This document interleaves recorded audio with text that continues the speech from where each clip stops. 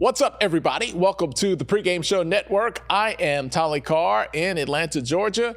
No one is hotter than me, literally, than Uncle Neely, who is back a little closer to sea level now in Jackson, Mississippi. A little bit of a time away from Boulder. Neely, did the humidity welcome you when you stepped on the tarmac in Jackson, Mississippi? Hey, I got to tell you this, brother. In the words of Nelly, it's getting hot in here. Tolly Carr, I love home. There's no place like home, as Dorothy said. But the minute they opened that door on the plane, I said, what the hell have I done? So when you left Boulder, the vibe of the weather was what? Man, I mean, the humidity rushed on the plane. It wouldn't even let you get off, let alone out the airport. The humidity came and got you off the plane.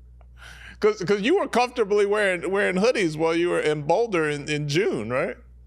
Oh, yeah. Like this is a very pleasant time in Colorado, man. You can wear a hoodie and not sweat. You can wear a tank top and not be cold, because there's no humidity. The temperatures will be in the mid 80s, just lots of sunshine, but pleasant temperature-wise. But joining my brother Tolly Carr back in the Deep South.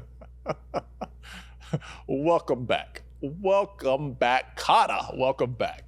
All right, Neely, let's bring people up to date. So summer one, if you will, is wrapping up. Summer conditioning, the first session, the first cycle. What did you see out there, man, through the month of June? I love what I saw, Tolly. One of the things that Coach Prime is trying to stress is don't compare this team to last year's team because it is a totally different team, and that includes significant coaching staff changes. But I can't help from an eye test look at where we are now compared to where we were this time last year. And when you started summer conditioning session one, just the attitude that the new guys arrived with was totally different for roster-wise than what you had last year. Their work ethic, the reasons they're transferring here versus this time last year, bulk of people were transferring out. And when you look at what Coach Mo and the strength and conditioning staff has been taking them through, they have responded to it, received it, and even overachieved in it compared to this team last year. So I like what I'm seeing. I think when they get to summer session 2 after the July break and then fall camp, you're going to go into fall camp much better prepared than you were this time last year. All right, so summer conditioning, strength and conditioning is all about getting stronger, faster, building your endurance, right? So the arm of Shedeur Sanders right now, compared to where you have seen him for the past 3 seasons, you've been there for virtually every snap through Jackson and Colorado. How would you rate and describe Shedeur's arm right now? It better, more accurate, if that's the thing. I mean, you're already passing between 75 and 80%, and that has gone up. The players are getting to do PLPs, which are called player-led practices, and they can work out on their own. So you get to see, his arm strength and accuracy with those new receivers. I would say the only thing that has overshadowed the advancement of Shedeur Sanders in the offseason is the advancement of Travis Hunter. Travis has put on 17 pounds of muscle.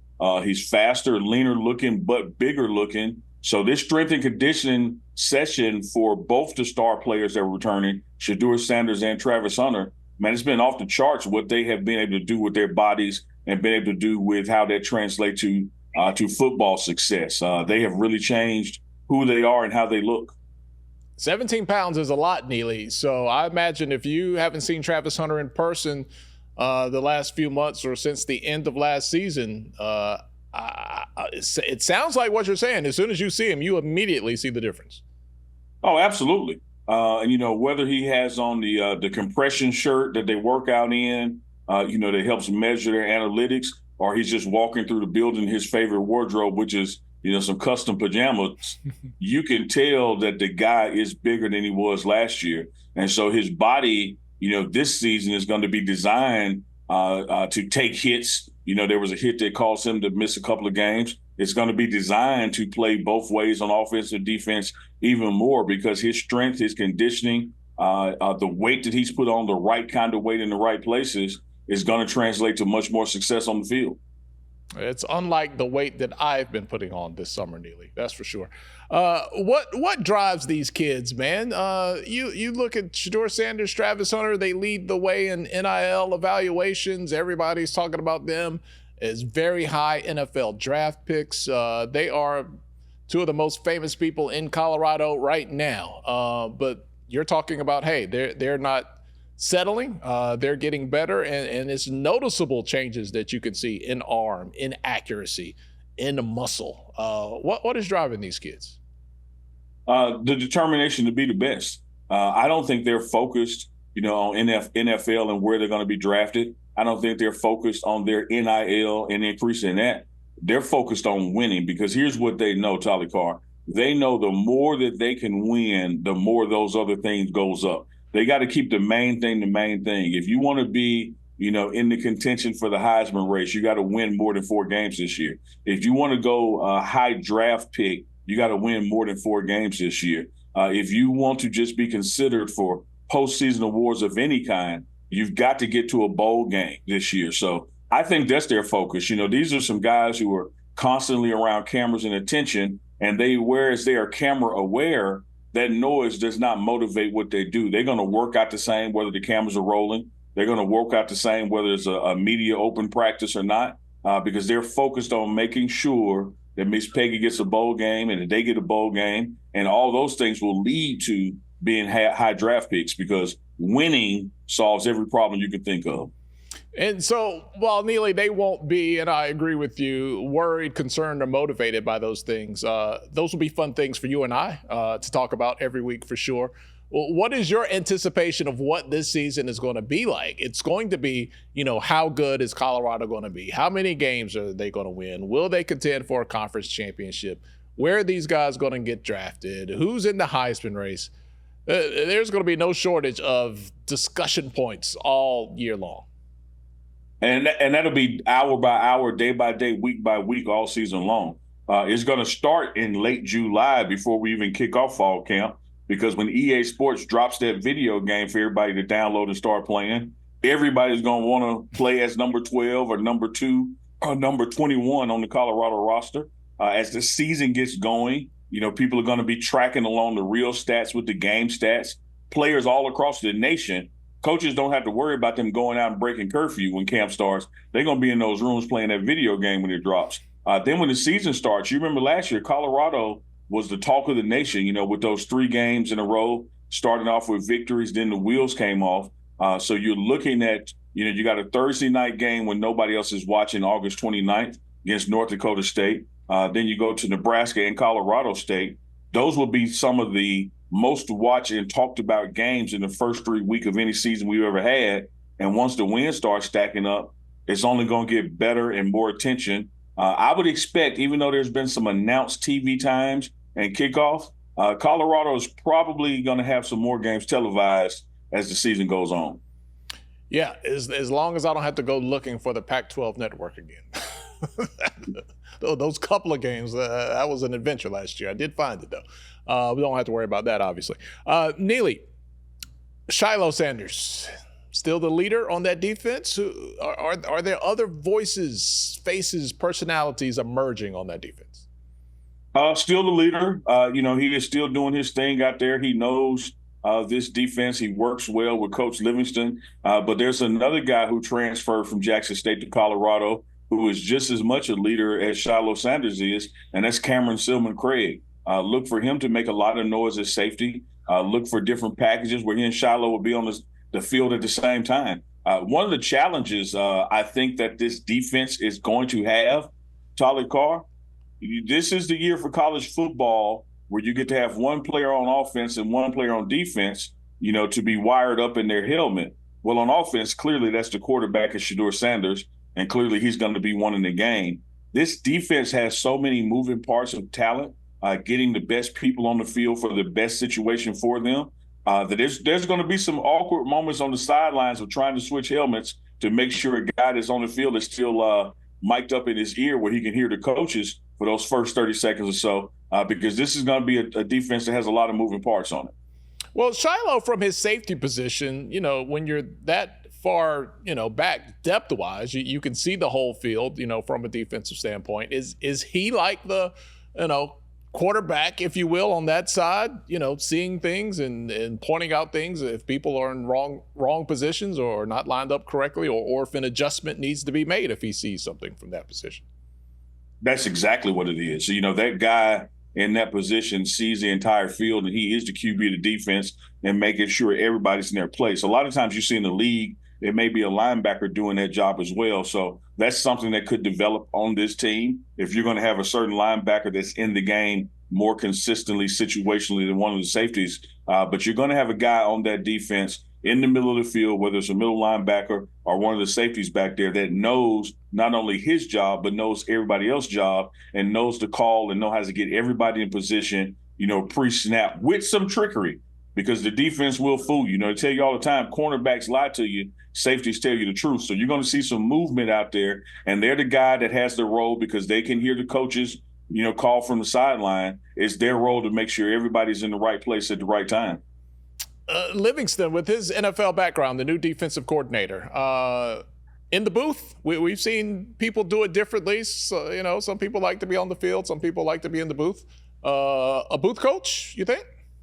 Yeah, it's going to be interesting to see how that all shakes out this season, because you said it, Tolly. It's about personalities and what people prefer.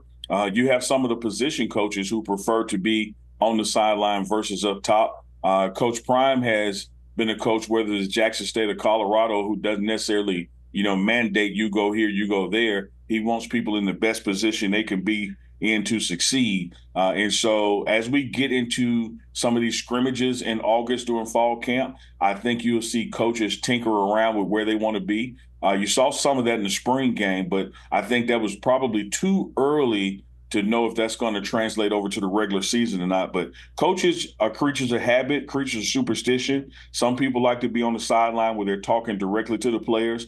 Other coaches like to be up top where they can see everything and just call down to the players. So it'll shake loose, I would say, by that first scrimmage or so in August, who's going to be where during the real games. Yeah, and that spring game, Neely, I would want to be in the booth to get away from that rain that you guys had for sure. Hey, Tyler, that's exactly what I was thinking, why you can't really go by the spring game, because I think there were some guys who said, hey, I'm going to coach from the sideline, and then the weather forecast happened. They said, oh, I'm going upstairs. Yeah, for sure. I know I would have been first up that elevator. Man, all right, so Neely, the season, at this point, rolling into July, we were talking, you and I chatted on the phone yesterday. It's like the season is here, because you're going to get a couple of, 10 days off from conditioning. When you come back for conditioning in July, that's pretty much rolling right into fall camp, and that's going to roll right into the first game of the year. We still got some weekends to go before an actual game, but, it feels like we're in it right now. Well, you're exactly right. College football now, man, is a year-round sport. You have a couple of weeks in January/February where you're off. You got a week of spring break where you're off. Then you got a couple of weeks in May that you're off. But after that, it is football time in America. Because even with the 4th of July break, the weekend before the 4th and the weekend after would give you somewhere between 7 and 10 days, off from your strength and conditioning. When you get back from that, it rolls right into what people call summer 2 strength and conditioning. And then there's a 1 weekend break and you're reporting for fall camp. So I think the Colorado Buffaloes are scheduled to report August 28th for that team meeting. And the first practice is Monday, August 29th. Not August, July 29th. Forgive me for that. So you're reporting July 28th for the team meeting, and then Monday, July 29th, for the first practice. And that's when football truly starts, because people are engaged and they want to know what's happening, with the workouts, with the practices, what's taking place with the installs. And so the build up to that first game really starts the last week of July, even though the first game isn't until the last week of August. It's football time, Tyler.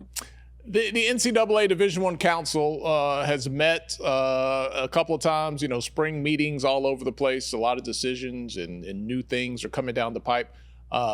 We've known about this, but the analyst will be able to coach, on the field, be more hands-on as opposed to years gone by. And everybody that talks about this immediately says that is such a win for Colorado having Warren Sapp there. Yeah, not only, man, with Coach Sapp, you're exactly right, but there's some great personalities and coaches in that GA/analyst role that now the audience will get to see and know more about, because we even get to sit down with them and interview them. They're not just that shadowy figure in the background, that's only just coaching in the building or when allowed. Now there'll be more hands-on. It could be hands-on publicly with the athletes, and we'll be able to tell their stories, like Coach Gunnar White, who is a Jackson State grad and who was a offensive assistant coach for the O-line here at Jackson State, followed Coach Prime out to Colorado and is doing that same role under Coach Phil Lodeholt. Now you get to sit down and talk to Coach Gunnar White and hear his story and what he does for the team. Coach Rashad, who works with Jason Phillips in the receiver, same thing. Another Jackson State guy who's out in Colorado, cutting his teeth in the coaching trenches and trying to move up that ladder and coaching receivers. Now you get to see what he brings to the table and learn more about him. So I'm looking forward from a storytelling standpoint for this audience to get to know these coaches that you really hadn't been able to do deep dives in before because their role was so masked by the NCAA. Neely, you and I talk about this all the time, but if Colorado really sets it off this year, the infusion of the HBCU story within this program is going to be so rich, if you will. You're going to have two kids who start at Jackson State who are going to be in the running for the Heisman Trophy, might win it, are going to be high NFL draft picks if that's what they choose to do. These new coaches not new coaches, but new stories that we'll be able to unearth. Some people feel away, some people don't, but we've never seen this before, Neely. It is literally history in the making. No matter how you feel about it, you cannot deny historical things happening here. It absolutely is. I don't know if in the late 60s, there in Adams Morgan, when Williams High School was going through Remember the Titans phase, as people understood at that time that, man, this is going to be a book and a movie one day. But, we have that kind of hindsight being 2020 where we see these stories unfold and later become history-making stories. That is exactly what has happened in Colorado when you look at the players and coaches who've transitioned from HBCU spaces, to the Power 5, now Power 4. And when they make it to a bowl game and when they play in the Big 12 championship and when they play in the playoffs and when they start getting drafted, next spring, it's going to be the culmination of a story that people are going to talk about. Just off the top of my head, whether it's the Sanders boys or Tyler Brown, a rock on the offensive line, a Cameron Silman-Craig, a Travis Hunter, the transfer linebacker from FAMU. You have a lot of guys who are potentially going to be drafted, from a Power 4 team who started at an HBCU and were able to take the opportunity to, quote unquote, move up and get a bigger spotlight and end up in the NFL. And then that's the second phase of the story, what they go on to do there. So it's going to be an interesting dynamic to see how, this final collegiate season for some of these players pans out even further. Yep, definitely a story we'll be following all year long here on the Pregame Show Network. Neely, there was another rule that came down from the NCAA Division I Council where they're taking and we're seeing this not only in sports, but in society. And I'm going to summarize it by saying this. We're not so as much worried about the marijuana this year as we were in times past. So the NCAA is not going to be suspending people for championship games for those infractions. And I think if you were already serving a suspension, it's kind of like, all right, time served. Neely, we have not talked about this beforehand. I don't know what your answer would be, but I did think about, well, just because the NCAA says something is not what it once was, I don't know that Coach Prime is going to be like, all right, well, hey, yeah, y'all go ahead and do whatever what y'all want to do. That was my first thought. Your first thought is correct, brother. Let me tell you this. Let's go outside of football or Colorado football for a second. This is something that you could have foreseen in even a cloudy crystal ball that was coming. Once the NFL started to downstep their stance on marijuana, it was eventually going to happen at the collegiate level as well. And then you look at the decriminalization that's potentially going to take place federally, that's already taking place in many states. Now, if you take that to Colorado, that's been smoking in public since day one, they have been allowing it. One thing you always got to keep in mind, I don't care what the law is out there on the street. Daddy might got a different law in his house. So just because you can be out to 3 in, when daddy say come home by the street lights, you better want to follow that rule. As much as you can smoke in Colorado, as much as the NCAA has said it's cool, I don't think you want to show up to a Coach Prime meeting smelling like you've been smoking. Like that's just my advice. You might want to go by Daddy Prime rule and not Daddy NCAA rule. That was the first thing I thought. I was like, yeah, that's still not going to fly under Coach Prime's radar. So save it for that little break you got when you go home, if that's your thing, would be my recommendation. Neely, what are you? I always ask you this when you come back. You're going to be on a little break here. I know you're going through chef withdrawals. Those that know the word of prayer, say a prayer for Uncle Neely. He's away from chef for about 30 days. But when you do get back and you're watching and seeing what's going on as we start to focus in on the start of the season, what are a handful of things, 2 or 3 things you're really going to be paying close attention to, because those things are going to have to be right to have a successful start to the year? Anytime you're having strength and conditioning, anytime you're having player-led practices as you get ready to fall camp, what you want to do is just always not only be getting better physically and mentally, but you want to come out injury-free. So the first thing I'm watching for is making sure these guys can finish up strength and conditioning. Everybody is not only in better shape, but all those folks who had post-season surgeries, a few months ago, and all those folks who were, banged up from last year are now going into this season 100% and ready to play. And then you just look for whatever those new additions, might be to the roster. And I reflect back on Coach Prime's time at Jackson State. As we sit here at the culmination of June, you didn't know, if you were a Jack State fan, who the hell James Houston was. He wasn't even there yet. And that model still exists in college football, that there are going to be people who join these teams because they were finishing up school at other places, that they're going to be coming in for fall camp. So what kind of impact do they have on the roster and the competition, and therefore? So there's a lot to look forward to. And I'll tell you another thing, Tolly, let me add this on. We spent the bulk of the month in Colorado, sitting down with coaches and players and doing exclusive interviews with them. So the Pregame Show Network, 3 to 4 times a week for all of July are going to be bringing you exclusive interviews with players and coaches that we've already put in the kit and can't wait to show you. So just because there's a break happening those first 10 days of July don't mean that we on break. Me and Tolly Carr are going to be working. That's right, man. Always looking forward to Wednesdays with Warren. That is one of the hottest pieces of content that we got going, man. You just never know what you're going to hear on that. Yeah, he dropped one on us this past Wednesday. I can't even quote it right here. Go back and watch it. He asked what was pig genitalia made of, and I just go watch it. That's not a.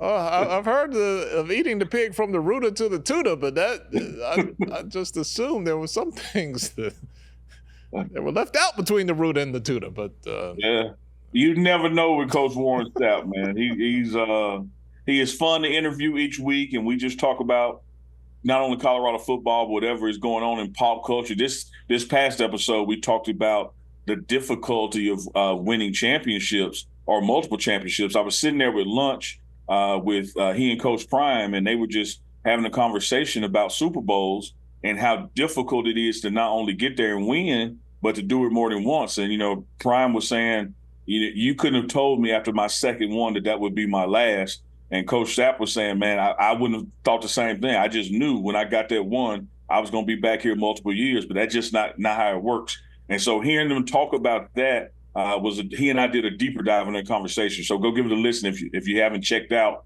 Wednesdays with Warren. And think about what you just casually said there, Neely. Just stop for a second. Here you had the head coach and an analyst on the team, right? Having a conversation about their Super Bowls that they've won and how hard it was to win more and how they didn't know that they would win another. How many coaching staffs across the country have multiple coaches who just on a casual Wednesday, like, hey, man, you remember that Super Bowl? Yeah. You remember your Super Bowl? Yeah. That's pretty strong. Yeah, with a slight cherry on the top, both of them have gold jackets that they didn't pay for. So, add that in. I'm sitting there, enjoying my meal by Chef Solomon and listening to these guys talk. And I was like, man, I don't know if they can even appreciate how profound this conversation is for these two guys to be talking about when they played in Super Bowls and won. Had you interviewed them that day, they would have swore up and down, I'll be back and get another one. But that's just not the way it works. Man, there's so much power in that conversation and in the entire package. Neely, I'm all the way here in Atlanta. I'm driving down the road. Coach Prime is on billboards. The city bus passes by. He's splattered across the city bus with his Motorola Razr. And I thought about it the other day when the bus passed me, and I'm looking at Coach Prime. Hey, what's up, Coach? I don't think I've seen any other college coaches they talk about him like, hey, Kirby Smart, he walks on water around here, but man, Coach Prime is everywhere. Yeah, I heard our friend, by way of a friend, Coach Carl Reed's friend Feinbaum say that Coach Prime was not a coach that's a celebrity. He's a celebrity that's coaching or something along those lines. And I don't see the problem with it. When you talk about NIL recruitment and star power and brand management, and you put all that together, who would you not want to play for in this current era of college football? Because he certainly is, a national story, if not international story. It's not just a Colorado thing. It is a national thing. And Tolly, even when you look at the Pregame Show network, shout out to Atlanta, Dallas, Houston, New York City, Charlotte, North Carolina, Los Angeles, all across the nation. When you look at those top 10, top 5 in views, the cities I just named, and notice I didn't name Denver. This is a national thing that's taking place. And so I'm not surprised that when you walk out your door and in the city of America, you see Coach Prime on the side of a bus or something, because he is that dude. You sounded just like a James Brown song. Living in America, man. You just named dropped all those cities, man. You just gave me a JB flashback there. Hey, shout out to James Brown and also Carl Weathers, a.k.a. Apollo Creed, lost Apollo this year. But even though Apollo lost to Drago, that had to be one of the best ring entrances, fact or fiction, when Apollo Creed came out to Living in America by James Brown. I feel good. What a moment. I remember watching that in the theater, man, and it was a spectacle. Was that the best Rocky? Rocky IV, was that the best one? Oh man. You know what? It's up there, but I gotta go with the Clubber Lang Rocky. I gotta go with Rocky III, Rocky versus Clubber Lang, because when Mr. T showed up to Rocky's retirement press conference with the A woman, Oscar, how Mr. T did not get an Oscar for that scene and that scene alone, I have no idea. But the Rocky Apollo Drago storyline, that was key too now. Oh, I don't know how well Mr. T goes down in the annals of acting history, but that had to be his performance of a lifetime. And I love the A-Team, but Clubber Lang was a character, man. Yeah, and I think he meant it, man. I think he was trying to take Adrian home for real. I don't think he was acting. What's your prediction for the fight, Clubber? Pain. That was great. I live alone. I train alone. I win alone. That was great. Now his acting with the boxing was not done. Now that part is comical. His head was popping back before the glove even got anywhere close to his head. But his lines, he delivered. That was great stuff. Great stuff. Shout out to Clubber Lang, man. Shout out to James Brown, Living in America. Shout out to Apollo Creed with the Union Jack tall cap on, the American flag shorts, come up on the 4th of July, man, get some Apollo Creed in your life. Go watch that ring entrance if nothing else. It was a winner for sure. Everything after Rocky IV, now you can have that. But first 4 Rockies, look, had you coming out of the theater, you couldn't fight a lick, Neely, but swore you'd tear somebody up if y'all got into it. That was. And even if you didn't swear you would tear them up, you would swear that you would take 15 unanswered punches. Like, you felt your chin was made out of concrete, still straight glass. the A team had you believing a car could get hit with a bazooka and flip over 5 times, and everybody could walk away. And then Rocky had you believing you could take 15 haymakers to the chin and just get back up. Man, neither are true. Neither. Neither. All right, he is Uncle Neely. This is the Pregame Show Network. Hanging out, a little break for the players, but the content will continue to flow right here. Make sure you are subscribed, you liked, you get all your notifications. You check us out on YouTube, thepregameshow.com. We're everywhere you want to be with the Pregame Show Network. From Jackson, Mississippi, and the humidity, baby. I'm Tyler Carr in Atlanta. We'll see you guys the next time around.